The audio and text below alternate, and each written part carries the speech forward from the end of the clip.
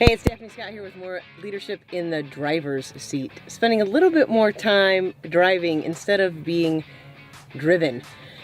That's really what these segments are all about. You know, how are we paying attention? What are we paying attention to? And how are we relating to in our life? And I was thinking this morning about, I was coaching with a young entrepreneur, and I was thinking about how much fear actually stops us in our lives. You know, all the stories that we tell ourselves about this, catastrophized future that we're going to have. And, leaders are human.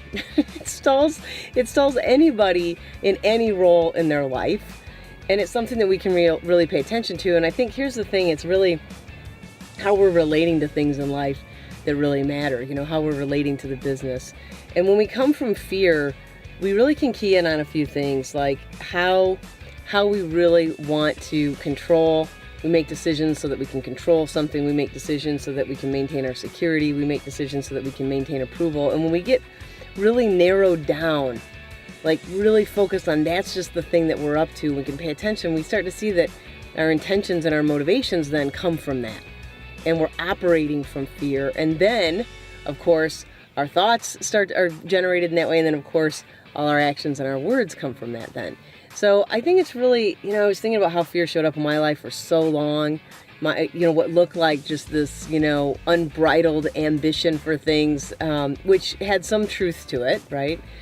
Also, though, there was just this part of my life that was just completely off the rails and, taking on more, doing more. I used to call this hand my approval arm. If any work needed to get done, I was always there to make sure that it would get done and to take on more and to do more. And it really wasn't coming from a place of pure presence. It really wasn't coming from a place of, feeling called to do the things that I was doing. And, I had this whole portfolio of things that I was doing really, and it wasn't really on purpose and it wasn't intentional. And I think that's what fear really starts to do to us when we feel like we're not enough. We feel like we can't accomplish enough. We feel like we don't accomplish enough, that we're not going to be enough in the world.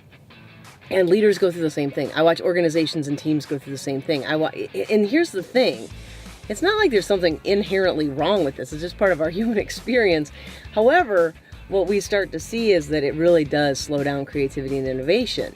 It really doesn't create, a realm of possibilities that we can have access to. And I kind of think of it as like when we're really operating from fear, we're either pushing something away or we're trying to hold on to the good stuff. And our hands are really like, this is all we can do with our hands, So I think really paying attention to how we relate to all the different things in our life, and really also how we relate to this experience of fear, meaning, do we really get caught up in it? Do we really start believing it? Do we really start operating from it and relating to it, becoming identified with it, if you will, and then starting acting from it? So those are some thoughts I had this morning, and thinking about how fear might be stopping you in your life from really doing what's best for yourself and best for others, and how fear might be stopping you in your leadership and with your teams from innovating and coming up with solutions for recycling issues, things that have been going on for a long time, and you're afraid to really address it because you think that, that what we're familiar with, even though it's miserable, sometimes can feel more comfortable. But